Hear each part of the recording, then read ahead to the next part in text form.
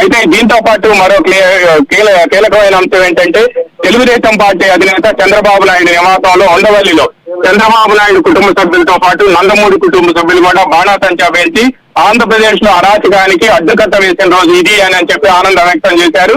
Telugu Desam party కేంద్ర కార్యాలయంలో కూడా సంబరాలు మిన్నుంటుతున్నాయి, హోరెత్తుతున్నాయి. డీజే సౌండ్లతో పార్టీ సెంట్రల్ ఆఫీస్ దద్దరిల్లుతుంది.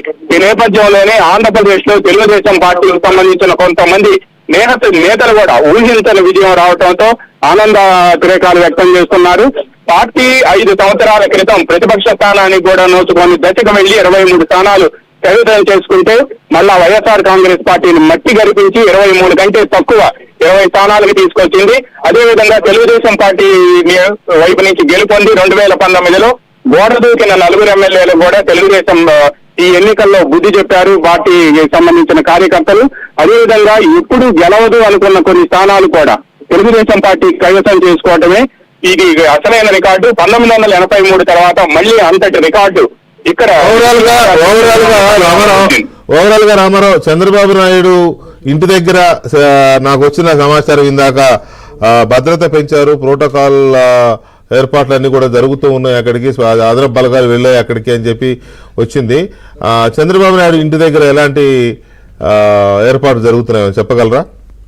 వెంకటకృష్ణ ఇప్పటి వరకు అయితే మాత్రం తెలుగుదేశం దాదాపుగా 5వ రౌండ్ వరకు కూడా పోలీసులు చూశారు. ఆ తర్వాత పార్టీ సెంట్రల్ ఆఫీస్ పక్కనే డీజీపీ ఆఫీస్ ఉంటుంది. డీజీపీ కార్యాలయం నుంచి ప్రత్యేక బలగాలు, భద్రతా బలగాలు, Chandrababu Z+ category SPG protective కావడంతో ఆయనకు అదనపు భద్రత, ముఖ్యమంత్రిగా ఏ భద్రత ఉంటుందో ఆ భద్రత అంతా కూడా కల్పించేందుకు బలగాలు అక్కడికి వెళ్ళాయి. పార్కింగ్ ప్లేస్ తో పాటు గేట్ 1, గేట్ 2 లో కూడా బలగాలు మళ్లీ మోహరించాయి.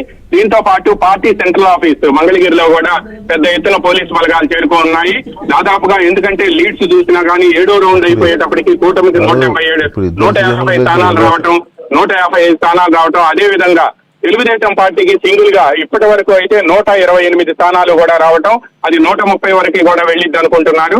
130 స్థానాలు రావడంతో ముఖ్యమంత్రిగా ప్రమాణ స్వీకారం చేయటమే తరువాయి కాబట్టి టీడీపీ అధినేత, అందువల్ల సెక్యూరిటీ కూడా ఇంటి దగ్గర కానీ ఇక్కడ కానీ టైటన్ చేశారు. అదేవిధంగా మంగళగిరిలో జనసేన అధినేత Pawan Kalyan party central office లో ఉన్నారు. ఆయన 10:30కి ఫ్లైట్ దిగి పార్టీ సెంట్రల్ ఆఫీస్ కు వచ్చారు, అక్కడ కూడా భద్రత పెంచారు. దీంతో పాటు పార్టీకి సంబంధించి నేతలు ఎవరైతే గెలుస్తున్నారో వాళ్ళకు కూడా ఇప్పటి వరకు కూడా వాళ్ళకున్న సెక్యూరిటీ కూడా తీసేశారు.